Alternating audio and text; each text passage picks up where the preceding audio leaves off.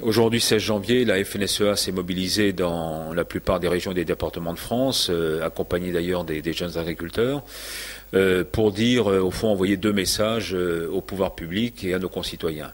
Premier message, c'est que trop de réglementation tue la réglementation. Nous sommes aujourd'hui dans un excès, ça fait des années qu'on empile un certain nombre de réglementations.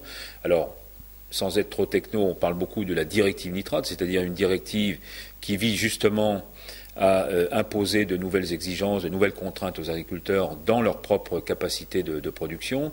Nous disons que ça va trop loin parce qu'aujourd'hui, on prend des risques importants. D'abord, des risques économiques pour les exploitations elles-mêmes, mais aussi des risques qui parfois pourraient aller jusqu'à remettre en cause certains secteurs de production dont pourtant nous considérons, et les ministres le disent eux-mêmes, qui sont essentiels pour l'équilibre de nos territoires, pour l'équilibre de notre alimentation.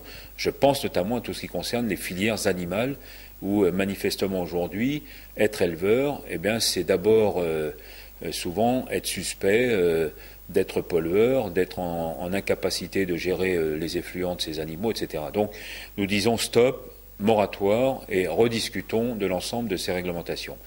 Deuxième aspect, qui est peut-être plus offensif, plus dynamique, c'est que nous voulons aussi faire en sorte que, d'une part, les agriculteurs soient mieux reconnus par rapport à leur travail, et Dieu sait si, depuis des années, avec l'aide des chambres d'agriculture, des instituts techniques, des coopératives, avec la recherche, nous avons beaucoup progressé sur la connaissance, sur l'expertise. Nous avons des outils aujourd'hui qui nous permettent de rentrer dans une agriculture de précision, qui permet justement à la fois de concilier ce que nous appelons performance économique, performance environnementale, donc reconnaissance. Et puis par ailleurs, comment se fait-il aussi que l'on nous empêche, par exemple, lorsque nous sommes confrontés à des sécheresses récurrentes, et je rappelle celle de 2011 qui n'est pas si ancienne que cela, comment se fait-il qu'aujourd'hui on nous empêche, par exemple, de pouvoir constituer en période hivernale un minimum de stockage d'eau? Cessons ou sortons de cette espèce d'idéologie où concrètement irrigation égale maïs égale intensification. Le sujet n'est pas là aujourd'hui, il n'est plus là en tout cas. Le sujet c'est aujourd'hui accès à l'eau, ressources en eau, égale diversité, égale sécurisation de nos exploitations, donc de notre capacité de production. Voilà des messages qui nous apparaissent suffisamment importants, simples sans doute à comprendre, je l'espère en tout cas, mais dont nous voulons en tout cas faire à travers cette journée, passer d'une situation où, je me répète, mais d'une situation au fond d'accusés permanents, en tout cas de suspects permanents. Nous voulons au contraire faire la démonstration que nous sommes des gens responsables, que jamais nous ne mettrons en cause cette dimension environnementale. Simplement, il faut trouver la bonne mesure, il faut trouver la norme pour faire en sorte que tout cela soit combinable. L'agriculture durable, ça n'est pas qu'un slogan. Les agriculteurs la pratiquent tous les jours. D'ailleurs, les premiers concernés par un environnement de qualité, c'est d'abord les agriculteurs.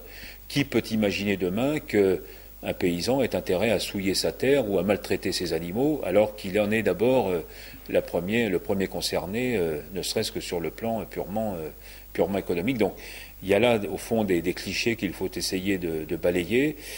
Voilà, c'est ça le sens de cette mobilisation. J'espère que nous serons à la fois entendus et compris.